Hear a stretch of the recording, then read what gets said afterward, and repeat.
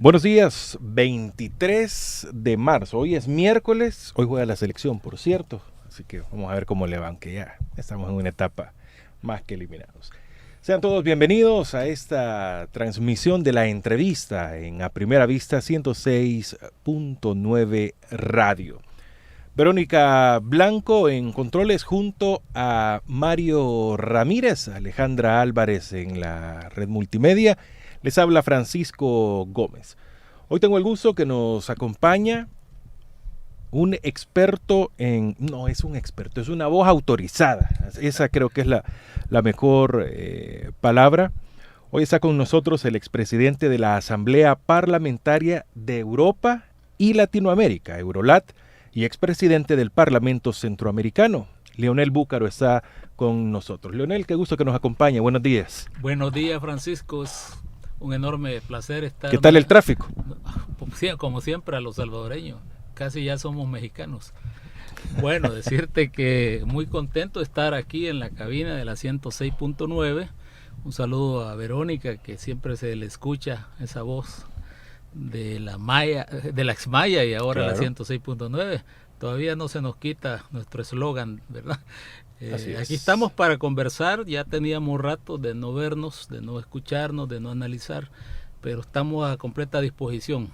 Bueno, lo hemos sacado de la burbuja de estar viendo todo, porque usted al ser presidente de la Asamblea Parlamentaria de Europa y Latinoamérica, presidente de Eurolat, tiene una visión diferente a la que todos tenemos o a la que nos están vendiendo de lo que sucede en Ucrania y Rusia, la guerra que se tiene entre Rusia y Ucrania, y vemos que está Alemania de espectador, Estados Unidos de espectador, aparentemente la OTAN, que se ve que es un actor importante dentro de esta guerra. Pero ¿qué pasa en toda Europa? ¿Cuál es la posición de esos países que no estamos acostumbrados a escuchar ni saber cuáles son sus posiciones y que son estratégicos en este problema? ¿Qué pasa entre Ucrania y Rusia, Leonel? Bueno, decirte que para conversar sobre este tema habría que tener un marco histórico de qué vamos a hablar. No es un tema exclusivamente de lo que los medios de comunicación tradicionales están expresando, de una intervención de Rusia hacia Ucrania, ni un conflicto así somero porque un individuo se le ocurrió en un momento determinado entrar en las tierras de otro país.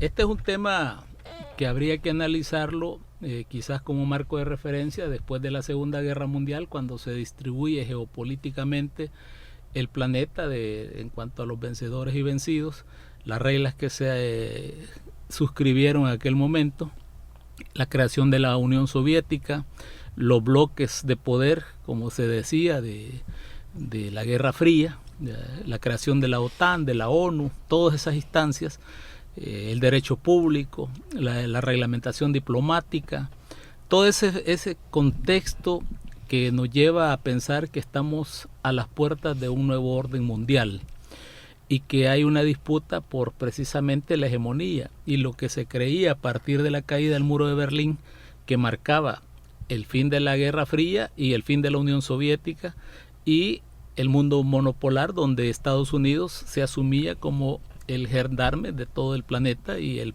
todopoderoso. Sin embargo, a pesar de que estos sucesos de allá por el año 89 del siglo pasado, ya estamos hablando de que han pasado 30 años o un poco más, ¿verdad? Pero ya estamos en más o menos 3 décadas, 4 décadas de todo esto, vuelve a surgir una situación a nivel planetario y es el orden mundial. Esto yo quiero, antes de hablar del conflicto de Rusia con Ucrania, poner también en contexto el cómo emerge China en ese nuevo poder de orden mundial. Emerge precisamente con una estrategia muy clara de hacerse un poder en nivel económico. Aquella China comunista, porque al desaparecer la confrontación ideológica del capitalismo contra el comunismo o el socialismo, que era una de las banderas muy fuertes que dividió al mundo, ¿verdad? Nosotros en América quedamos en el bloque de la defensa de los Estados Unidos por su patio trasero, por su bandera del capitalismo contra la expansión comunista, etcétera, y en medio estaba también los comunistas chinos, ¿verdad? Que fueron trabajando hasta que llegaron a ser una gran potencia mundial económica y comercial. Hoy no hay ningún lugar donde no se pueda ver el potencial de China. Un actor poderoso, un actor económico, un actor que decidió trabajar mientras estos sucesos se daban a nivel mundial. La Rusia, que prácticamente se creía la Federación Rusa, en este caso hablemos de la Federación Rusa, que se creía destruida, que ya quedaba como un país de tercer nivel, poco a poco fue desarrollándose, llega Putin y él logra con una alta visión tomarse un descanso en las confrontaciones y seguir emergiendo hasta volver a pensar en un papel de orden mundial con respecto a los Estados Unidos y aquellos países que se llaman actores poderosos en materia teórica, ya que entran en la disputa de los escenarios geopolíticos. Es decir, a partir de la caída del muro de Berlín se da precisamente el reacomodo de los actores poderosos y quedan en el intermedio lo que se llama en teoría política los países pivotes, aquellos países que son de conveniencia para los actores poderosos y la gran disputa. Ucrania es uno de ellos, siempre ha sido uno de ellos. Si nosotros estudiamos la historia de Ucrania, que siempre ha estado en permanente intervención o guerra con otros países, caso de Finlandia, por ejemplo, que estuvo en confrontación, la misma Polonia, que hoy le sirve de refugio, y la ubicación geopolítica. Pero el tema aquí fundamental, Francisco, es que la gente en general olvida que estamos hablando de Euroasia, el continente euroasiático, porque la Rusia de la que hablamos no es exclusivamente un país asiático, sino que tiene las dos partes. Y en ese contexto aparece Ucrania como un pivote país con una parte hacia el occidente, es decir, hacia los países europeos, y una parte hacia la parte asiática de lo que es la Federación Rusa, y un lugar estratégico para los rusos en términos de política de poder. Entonces, si lo analizamos desde esa perspectiva de los intereses, y volviendo a tu pregunta, ya por el año 2013, cuando yo era el presidente del Parlamento Euro-Latinoamericano, nos tocó estar parte de esa confrontación en los corredores del Parlamento Europeo. Los radioescuchas salvadoreños desconocen que este servidor, teniendo el cargo que tenía, me tocaba andar viendo toda esa parte diplomática de ese tipo de conflictos. Estaba el tema de Crimea, ¿verdad?, donde ya era... Es un punto básico en todo esto. Claro, pero cuando no hacemos el análisis olvidamos, porque la gente dice, Rusia invadió Crimea. No, era fundamental para los intereses geoestratégicos de la OTAN, de la Unión Europea, de Estados Unidos, que es la contraparte de poder de la Federación Rusa, como la misma China, que no tiene parte geopolítica en la zona, pero sí geoestratégica en términos de sus nuevos aliados. Porque aquí, en aquellas décadas, se trataba de mantener a Rusia y China alejados mutuamente, a pesar de que ideológicamente se podía concebir que podían estar más cerca, los intereses y las culturas no coincidían. En este sentido, se comenzaron a hacer sendos proyectos. Tú has oído hablar de la Ruta de la Seda. Tú has oído hablar, por ejemplo, del gasoducto, el Stream 2 y el Stream 1, que eran los gasoductos que comenzó el gobernante Vladimir Putin a desarrollar en una alianza con los alemanes y los países nórdicos, ¿verdad?, para efectos de trasladar esas grandes materias primas que tiene la Federación Rusa, como es el gas, para conveniencia de mercado de los países. Estamos hablando de mercado, no estamos hablando de otro tipo de cosas. O sea, aquí hay que dejar claro, no estamos hablando ni de la Unión Soviética, ni de la Rusia comunista, ni estamos hablando de que es una confrontación entre el capitalismo contra el comunismo. No, este es un conflicto que se puede enmarcar en las mismas entrañas del capitalismo moderno, es decir, el imperialismo de Estados Unidos con sus aliados, actores de poder, la Unión Europea, su brazo político y su brazo militar, que es la OTAN, contra un modelo capitalista emergente un poco diferente, pero que está pidiendo su lugar en el contexto del capitalismo mundial y pidiendo que se reordene precisamente cuál va a ser la posición de poder de cada uno de ellos. En ese papel es que tenemos también a China. Yo te diría, reflexionemos un poco, veamos bien la historia, qué está pasando en los últimos tiempos. Primero sale la famosa derrota de la Unión Soviética, donde el mundo vuelve a repartirse. Lo que era Checoslovaquia dejó de ser Checoslovaquia, se convirtió en Chequia y Eslovaquia, Yugoslavia igual, y todavía hay mucho conflicto, a pesar de que ya pasaron muchas décadas. Pero la misma situación de quién va a tener posiciones de poder sigue dañando la libertad de todos estos pueblos. Pero ¿qué sucedió después del 89? Comenzó la OTAN bombardeó en la zona del sur de Europa, en los países del este, con la idea de liberar a esos pueblos de los yugos de dictadores. Tuvimos los ataques en Siria, tuvimos la primavera árabe, tuvimos el tema de Irak, la confrontación con Irán. Gran Bretaña sale de la Unión Europea. Todas son cosas que a veces se olvidan y que la gente no las analiza de acuerdo a por qué se están dando todas estas cosas.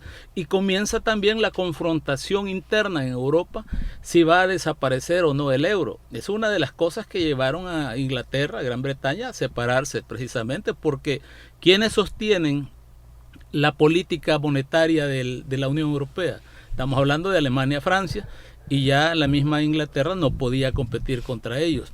Entonces, y lo otro es la expansión comercial que ha tenido China, la compra de la deuda de los Estados Unidos por parte de China, que la convierte en un monstruo prácticamente amenazante en la economía mundial.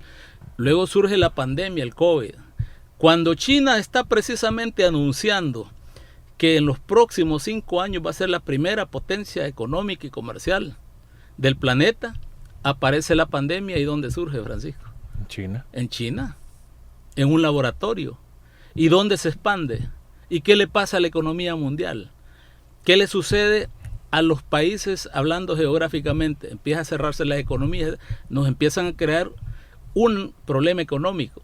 Yo te puedo decir, estamos ante la tercera generación de guerras, una guerra económica, una guerra no territorial, sino que una guerra de posicionamiento, una guerra en la cual los elementos de actores poderosos están moviéndose para ver cómo se va a repartir. El papel de la ONU en este sentido ha quedado disminuido completamente, porque estamos hablando de países que tienen derecho a veto. Todo lo que se ha dicho, que Ucrania iba a enfrentar a Rusia y que la Unión Europea, en la Unión Europea están temblando. Los países europeos, que son donde se ha desarrollado la Primera y Segunda Guerra Mundial, las poblaciones están que no quieren saber nada de guerra. Tienen miedo a que pueda suceder. De una pequeña provocación a ese conflicto que se está dando en la zona de el Donbass, del Lugansk y de toda la parte este de Ucrania con Rusia, hay que tener mucho cuidado, porque cualquier intervención militar de la OTAN nos estaría tocando las puertas de una posible confrontación internacional que en el caso podría ser la Tercera Guerra Mundial. Estamos en una situación crítica. ¿Cuál es el interés y cuáles son las claves de esta guerra? Primero es geopolítica, de posicionamiento. Yo te estoy hablando, el principal actor económico a nivel mundial se llama Eurasia. La principal fuente de recursos para los europeos en términos energéticos es Rusia, Ucrania un poco. El principal paso del gas hacia esos países está por territorio que hasta este momento ha sido perteneciente a lo que fue la Unión Soviética. El tema de Crimea tenía que ver con eso. La salida de Rusia por el Mar Muerto tiene que ver con territorio de Ucrania.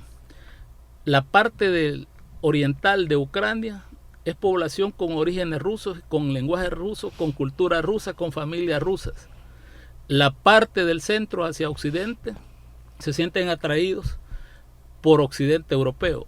Es decir, tenemos una confrontación donde lo que hicieron cuando desapareció la Unión Soviética, cuando cae el muro de Berlín, que empezaron a separar los países y convertirlos en pequeños países al estilo centroamericano, ¿verdad? La Centroamérica de la zona, ¿verdad?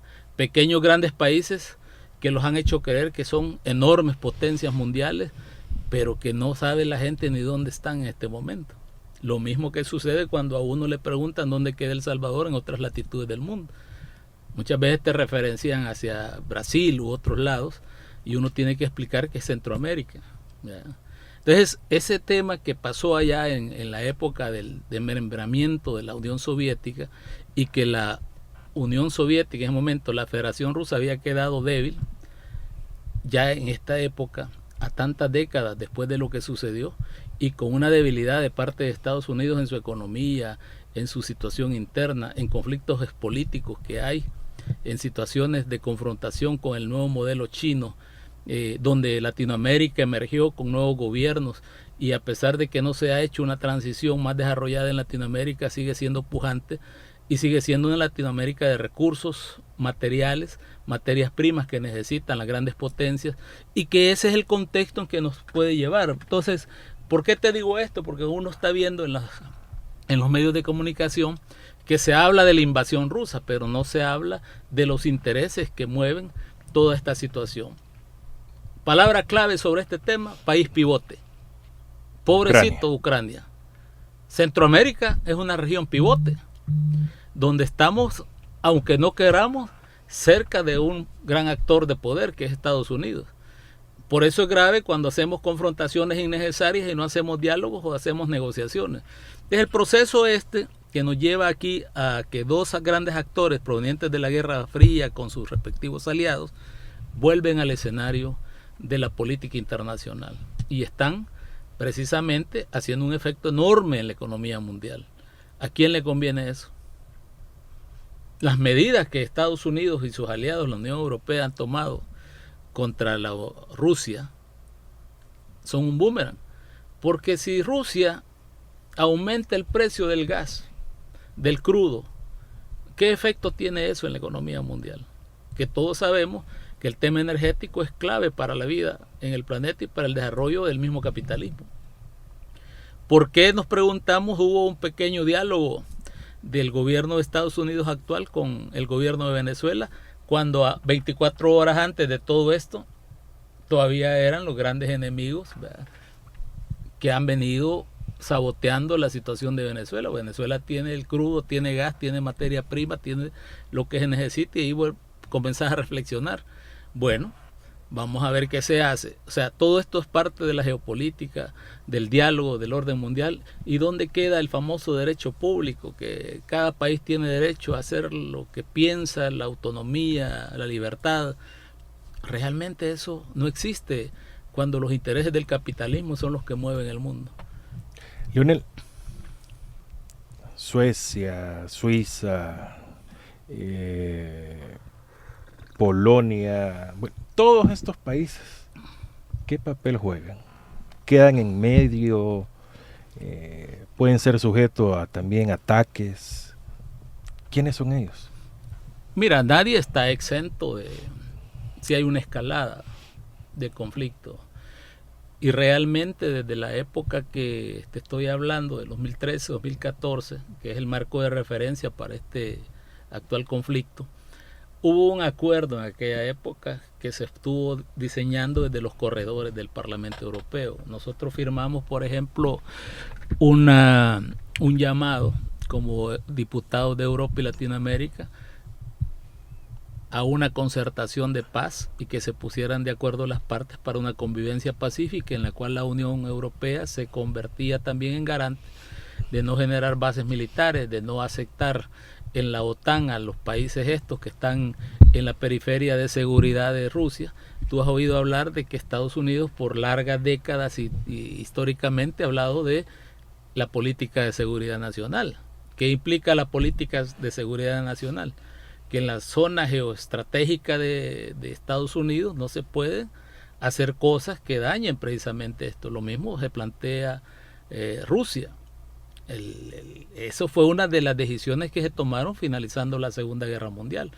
Pero la OTAN ha sido una figura expansionista que poco a poco va llegando y van acorralando a los emergentes centros de poder, como este es el caso de China, el caso de India, el caso de la Rusia actual, que van emergiendo, y el poder monopolar que tenía Estados Unidos va disminuyendo, pero el expansionismo militar el atraer a aliados anteriores hacia las nuevas formas, todo eso está dando. Entonces, Polonia, que era parte del antiguo sistema de la Unión Soviética, se libera. Ahí hay razones culturales, históricas, y pasa a ser parte de la Unión Europea, pasa a tocar la puerta, luego quieren involucrarse en la OTAN y se va moviendo esas fronteras de seguridad para la defensa. Por eso el canciller chino, cuando dice que Rusia tiene derecho a defender su seguridad, le está mandando un mensaje a los demás en términos de el nuevo orden mundial. O sea,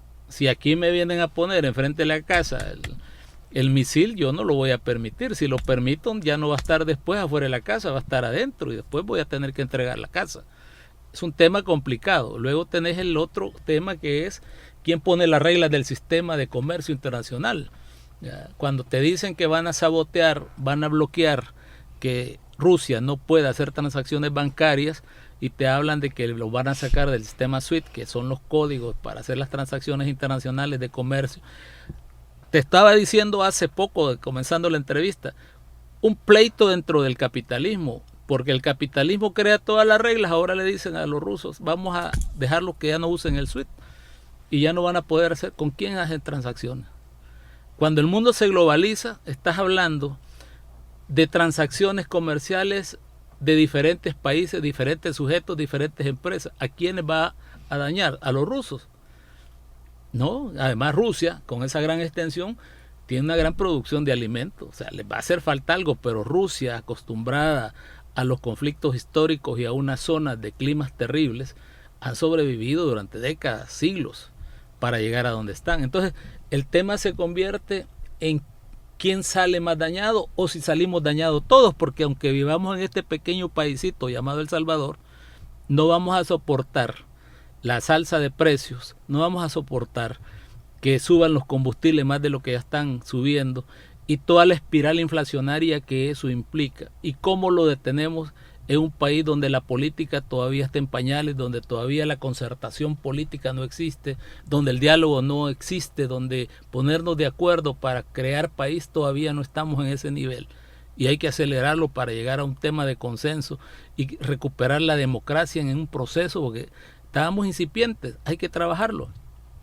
Entonces la gente puede decir, ¿y a mí qué me interesa lo que está pasando en Ucrania, en Rusia? Claro, te ponen la figura de los refugiados, lo cual es lamentable porque todo conflicto tiene consecuencias humanas. Pero aquí hay un tema en disputa, la economía mundial. En la economía mundial estamos viendo el enfrentamiento entre grandes poderes actuales. Y China, viendo precisamente desde la barrera cómo se está moviendo el escenario. Yo te estaba poniendo un ejemplo. Y vos me decías, ¿qué hace la Suiza? ¿Qué hace Suecia? ¿Qué hacen los países bálticos, por ejemplo? Sí. Los países bálticos están en la frontera de los países pivotes, o sea, es una situación complicada. Finlandia. Es una barrera. Es una barrera que está ahí. Y que hace poco, cuando comenzaba este conflicto, ya abiertamente se hablaba de que iban a ser parte algunos de estos paisitos de la Unión Europea o la OTAN, porque Suecia hasta ahora ha estado ahí ayudando, pero ya se mandó un mensaje: cualquiera que se mete en este conflicto va a tener las consecuencias que se merece. Porque estás hablando de lo mismo, estás hablando de un conflicto que se desarrolla en el escenario de la para Rusia, de la seguridad nacional y de la defensa de la confrontación económica que se está teniendo a nivel mundial. Entonces, por mucho que haya medidas contra Rusia o contra cualquier, no es lo mismo medidas contra un país pequeño que las medidas que están poniendo contra Rusia. Ya ellos mismos han entrado en una negociación con los chinos, no sé si lo supiste, en la cual China le va a proveer y le va a comprar a Rusia lo que Occidente le deje de comprar. O sea, el conflicto se va escalando y el tablero de ajedrez del nuevo orden mundial está poniendo las piezas en cada lugar. Yo no creo que vaya a haber un jaque mate, se va a quedar en un tablero para seguir postergando la confrontación de todo este escenario, porque ni Estados Unidos es tan débil como muchos creen, ni Rusia era tan débil como muchos creían, ni China no tiene tanta ambición como muchos no han creído que la tiene. O sea, estamos hablando de una multipolaridad del orden mundial actualmente. digamos que actores, observadores directos, Estados Unidos y China. No, Estados Unidos no es un observador, Estados Unidos es un actor directo. Acordate que Estados Unidos tiene un pacto con la OTAN y es es la OTAN. Y es el que mueve precisamente en el tablero del orden mundial las piezas hacia adelante. Es el que pide, porque no son los europeos los que están haciendo esto. De ahí no hay que equivocarnos. A Europa, que es multicultural, y cuando hablamos de Europa es no hablar de un solo país. Ahí tenés el sur de Europa, que es una cultura muy parecida a la nuestra, el centro de Europa, donde están los anglosajones, están los alemanes, está todo esto, están los franceses, y el norte de Europa, que ha sufrido consecuencias de la guerra de bloques. Tenés inclusive en los países nórdicos, en Suecia, que ha jugado la política de la neutralidad, estando en ese intermedio entre la antigua Unión Soviética y el bloque con Estados Unidos. Ahí surgieron estos países no alineados en todas esas zonas, ¿verdad? Pero tenés a Noruega, que fue precisamente invadida y participó en la guerra porque los nazis llegaron por ahí. Tenés Finlandia, que siempre estuvo con la garra del gran oso ruso, ¿verdad? Vecino. Entonces, y tenés los países bálticos, que son países súper pequeños, pero que son fronteras. Entonces se convierten en pequeños países pivote de lo que estamos hablando, entre la confrontación de los grandes actores. Entonces aquí directamente tenés a Estados Unidos, la Unión Europea y Rusia. Observador en este momento, China. Japón, que está viendo la situación, pero Japón tiene una confrontación con China, que la gente desconoce, que es histórica, que han estado en mesa de diálogo por décadas y décadas, por temas de geoestrategia o de posicionamiento geopolítico, de zona, como lo tiene China con Taiwán y pequeñas islas, que también participamos en esas épocas, ¿verdad? Firmando documentos porque en esto es peligroso cuando vos firmas algo, ¿verdad? De quién es lo que están, como el pleito de la isla Conejo aquí, que aunque asimétricamente no tiene la misma dimensión, pero ahí está la islita que se callaron, ¿verdad? Que sí es del Salvador, que sí, ahí están los hondureños, pero aquí no pasó nada. Mientras no haya expansión y no reclamen más allá mar territorial, no vamos a entrar en un conflicto. Pero es latente. Ahí está. ¿Quién es el observador en ese fenómeno? Nicaragua, que es el tercero en disputa, como lo ha tenido la disputa de Colombia con Nicaragua, y que esos conflictos se han ido a la Haya. Estos no se van a la Haya, estos se van, aunque los metan en Naciones Unidas o lo que sea, porque no se respetan los acuerdos. Por eso los acuerdos de Minsk 1 y 2, que llamaban a cómo se iba a arreglar este asunto, dijeron los rusos, ustedes no han cumplido, y antes que entren nosotros vamos a parar esta situación. O sea, es un tema de geoestrategia, es un tema de seguridad, es un tema de disputa económica, es un tema de dónde se mueven los pivotes del mundo con los actores de poder. Esos son los temas de los que estamos hablando. Y el mundo debe estar observando, porque no es cualquier situación. Estamos en una situación altamente peligrosa, saliendo del conflicto creado de la pandemia y de este virus que mató muchos millones y que ha mantenido enferma a la gente y con temores.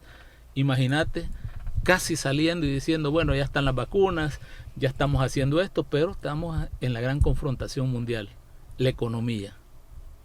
¿Qué puede pasar? Una gran depresión mundial, inflación, que los nuevos actores políticos quieran tener también posicionamiento territorial, que haya una vuelta a la política del patio trasero más aguerrida, que haya imposición de nuevos liderazgos, que haya imposición de nuevos presidentes, que haya fraudes electorales. Todas esas situaciones se pueden ir dando. ¿Qué posición, o digamos, no sé si lo voy a emplear bien, pero ¿Europa apoya a Rusia o a Ucrania? No, a Europa, no le queda más que seguir cumpliendo como aliado de los Estados Unidos. ¿Por qué? Porque hay un pacto de seguridad entre ellos. O sea, la OTAN es eso, pues, el pacto de la OTAN es eso. ¿Y quién es el bueno y quién es el malo? Depende de dónde esté. Yo te diría que fuera de lo ideológico, lo que debemos de ver es que los malos son los que están haciendo la disputa de poder para favorecerse y dejar que las grandes mayorías siguen siendo excluidas, etcétera. En este caso, desde el punto de vista de los rusos, están defendiendo posiciones, pero no hay bueno ni hay malo, hay una disputa del planeta por el orden mundial que trasciende la Tierra, porque esto está ya a un nivel inclusive más allá del planeta, porque se ha desarrollado tanto este conflicto, ¿verdad?, donde los mismos chinos, los rusos y los norteamericanos han pasado a un nivel de la disputa satelital, de las altas tecnologías, todo eso está en disputa, ¿verdad?, de lo que son las transmisiones, del espionaje cibernético. Lo que pasa es que nosotros, como pobres criaturas, no logramos dimensionar lo que está pasando ya en este siglo, ya cuando han pasado 2 décadas. Imagínate qué paradójico. A inicio de la segunda década de este siglo comienza un alto voltaje de conflictividad como lo sucedió en el siglo pasado.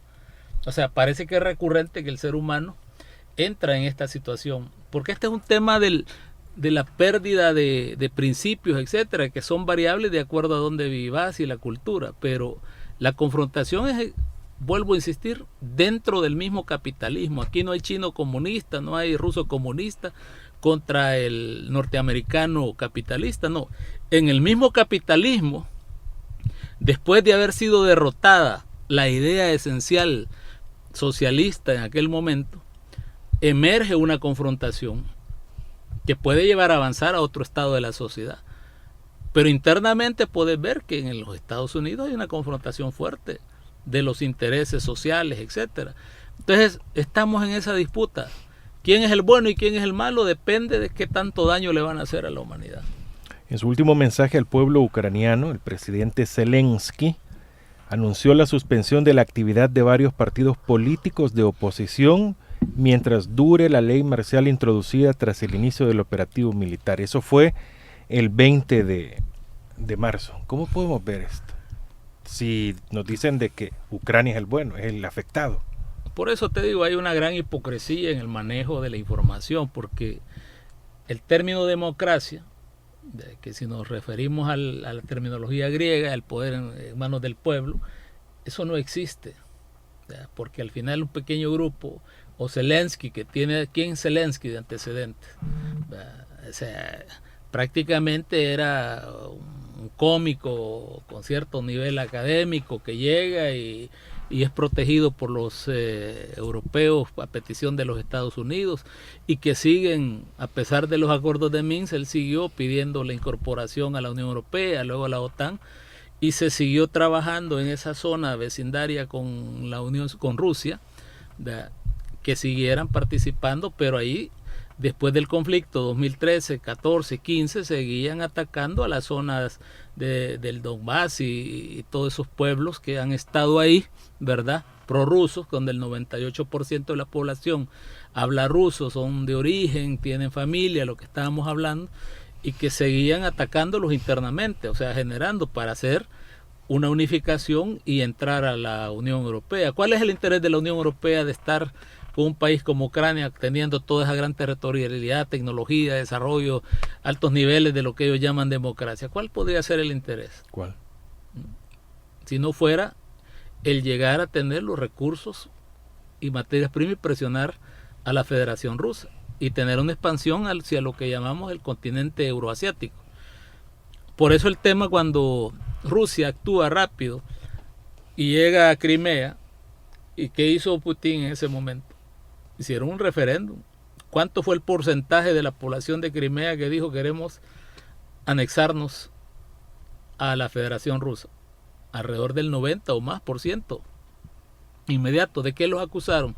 De que fue fraudulento. Pero en otros escenarios, cuando se dice vamos a liberar Libia del dictador, ¿qué se hizo? Se llegó, se destruyó, se asesinó, se saqueó. ¿Y qué es Libia ahora con respecto a lo que era antes? Un país abandonado, destrozado, donde la sociedad ha retrocedido como 40 años. ¿Qué pasó con Irak? Que habían armas biológicas y que el dictador estaba. ¿Y quién creó al dictador? ¿De quién era aliado? Estados Unidos. Hasta que llegan a conveniencia. ¿Quién destruyó la antigua Yugoslavia?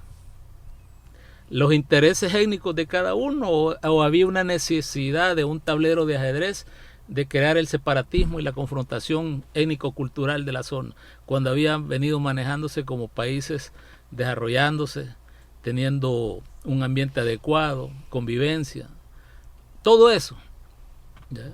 Le abrieron la puerta a Rumanía, pero Rumanía no tiene mayor situación económica como para aportarle, se vuelven una carga. Pero políticamente son de interés porque van avanzando y se van convirtiendo en bases militares ante una confrontación mundial. O sea, estamos en eso. Es una situación que hay que analizar desde la perspectiva del interés de los actores poderosos. Los actores poderosos están bien definidos. No es cierto que no son los actores poderosos de Estados Unidos, los aliados de la Unión Soviética. ¿Quiénes son? Han ido perdiendo.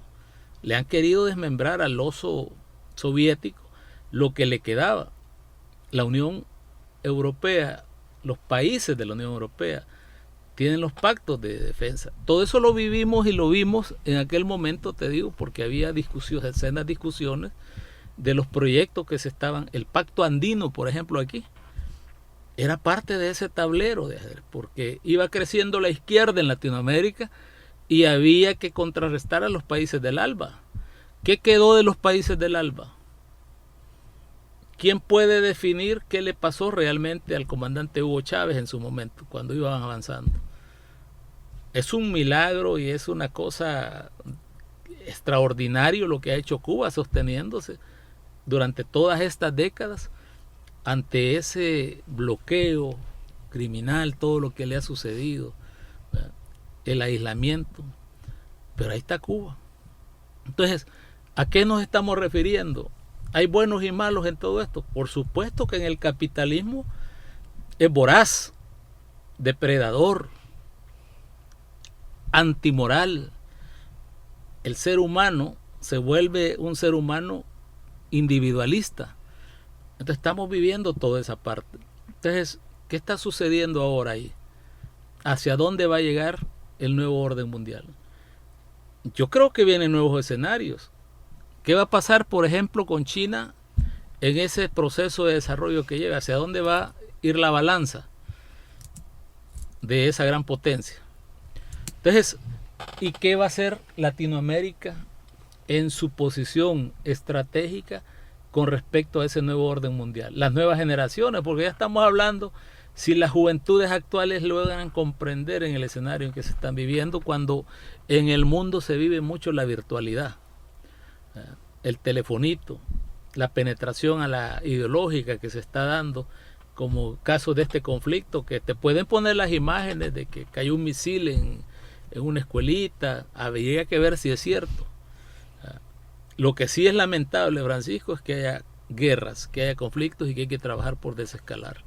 Y ante todo esto, algo que pasa tan lejos de Centroamérica, ¿y Centroamérica qué papel juega? ¿Qué pasa en Centroamérica ante todo eso? Es que no está lejos, si el planeta es pequeño, nosotros creemos que el planeta es enorme en estos tiempos. Vaya, te pongo el escenario, imagínate que sí se destape una tercera guerra mundial, que los líderes de las potencias no logren controlar su ímpetu de poder. Hoy las armas que hay ya no son armas donde el combate es en territorio. Te estaba hablando yo de los satélites, la disputa, todo eso. O sea, hay como un peligro de la autodestrucción del planeta. Ahí sí cabe Centroamérica. Y te decía, los países de Centroamérica están callados. Están viendo la situación, porque en ese nuevo orden mundial las grandes potencias no están pensando en los chiquitos. Están pensando en los países pivote. Como fue país Centroamérica, región pivote, cuando la Guerra Fría, los misiles que iban a llegar a Cuba, ¿qué hizo Kennedy? ¿Qué hicieron todos los mandatarios de la época? O sea, fue una situación tensa. Si uno estudia la parte histórica de la política, de lo que sucedió, nos daríamos cuenta que Centroamérica ha jugado su papel en el contexto de la Guerra Fría.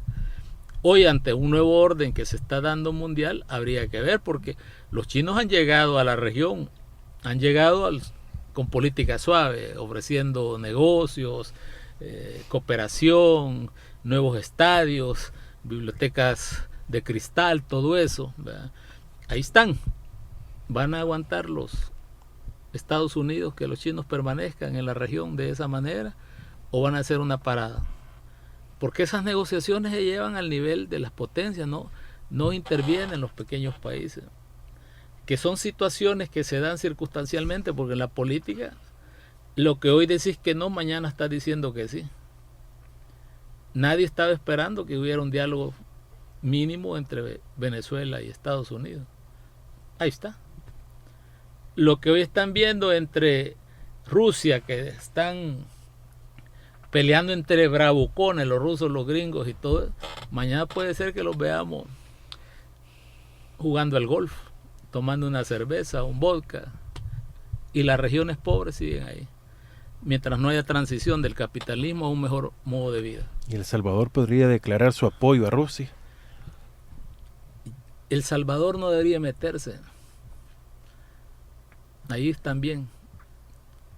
Nadie se debería de Debe pronunciar. estar tranquilo. No somos parte de esa geopolítica. ¿No nos hace cómplices? Hay una política no alineada. Tu autonomía, tu decisión, y está ahí. Lo mejor es ni arriba, ni al lado, ni a la derecha. Esperar. Esperar. Y construir tu propia política, tener amigos en todos lados. Analizar la situación. Porque los mandatarios que entran y comienzan a confrontar sin tener un sustento, terminan al final perdiendo, porque hay que saber a dónde está parado uno. Ejemplo, ¿qué haría El Salvador ante una situación con Rusia si tenés, cuánta población tenés en El Salvador y en Estados Unidos? Millones. Millones. Casi 3 millones. ¿Quiénes sufren consecuencias? Ellos. Por no tener clara cuál es la situación geopolítica en que vivís. Cuando a vos no te invitan a una fiesta, mejor no te metas, porque te puede caer un botellazo. ¿Se va a desatar una guerra, la tercera guerra mundial, o estamos más cerca de que se llegue a un acuerdo?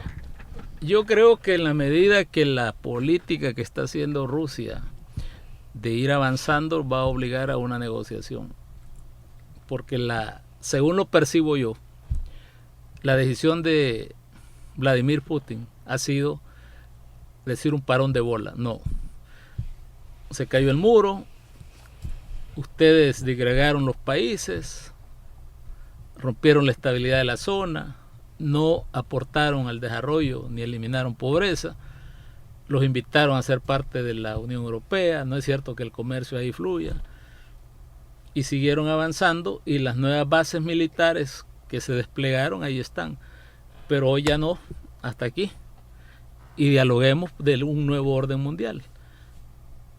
Si la decisión es la otra, la que acabas de mencionar, preparémonos todos para que el planeta deje de existir. ¿Quién va a resistir una guerra de este nuevo tipo? Yo consulto constantemente en los días que hemos podido hablar de esta guerra entre Ucrania y Rusia. ¿Va a ser China el gran ganador al final de todo? China ya está siendo ganador. Que China se ha preparado para ser ganador desde hace rato. ¿Eso es cultural? Estratégico. Ha sembrado en todos lados. Claro, ha sembrado en todos lados. Y es que así ha sido.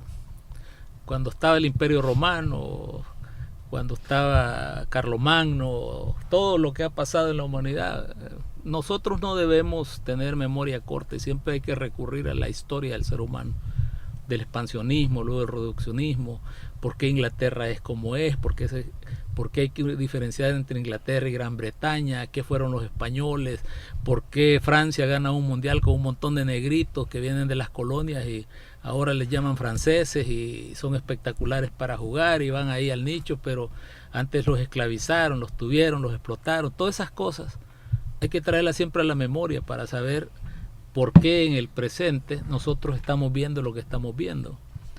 Los sucesos no son espontáneos, se vienen. Hay una causalidad y hay un estudio de la realidad. Y en política hay que ver esa realidad y el análisis del conjunto de poder. Nosotros vivimos en este planeta en geopolítica y en centros de poder, o en la periferia, en centros en pobreza, en exclusión social, en falta de limitación, en que unos pocos nos cantan como cantos de sirena, nos enamoran, la gente no tiene más que pedir porque realmente no logran superar sus problemas económicos, de vida, de un buen vivir. Nos hablan de que van a mejorar, pero la realidad te dice con qué economía, con qué inversión, qué tiene El Salvador para hacerse un monstruo del primer mundo.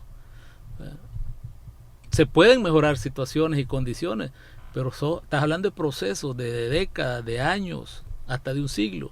Pero en algún momento tenés que comenzar la decisión de cambiar de una generación para que sea traspasada a la otra, a la siguiente. Pero el planeta está ahí, el medio ambiente. Nadie te habla de lo que está pasando, del problema medioambiental, de que el polo se está derritiendo y que vamos a tener más problemas, porque hasta que no veamos la situación de causa-efecto, causa no nos gusta ver, pero efecto lo vivimos todos. Hasta entonces decimos, no me di cuenta, o cuando me dijeron no quise hacer nada o no quise participar. Esas son las situaciones que vivimos en el día a día, en todo sentido. Tenemos que participar, tenemos que tomar conciencia, tenemos que organizar y tenemos que cambiar la situación. Con esto termino, Leonel. ¿Rusia saldrá fortalecido? ¿Será más grande? No es un tema de ser grande, hablando en términos de territorialidad, pero Rusia está fortalecida. Es que la confrontación, hablando de actores de poder, es muy interesante. Hace cuentas del 89 para acá, cuando Rusia queda debilitada y tecnológicamente agresivo. No económicamente, porque económicamente, como te decía, en el juego del capitalismo está quien se beneficia, y el que más se le ha acercado al poder del capitalismo ha sido China en términos del tema económico. A la cola siguen otros, pero pujantemente con tecnología, porque pertenece a los dos continentes, porque tiene una ambición enorme de mayor desarrollo, es Rusia. Y claro que está fortalecida. ¿Será más fortalecida? Yo creo que sí, porque no sé si asegurarlo a un 100%, pero que el tema de Ucrania no lo va a dejar pasar, no lo va a dejar pasar. Y eso es una señal para muchos otros. ¿Qué tanto debemos de entender lo que pasa geopolíticamente?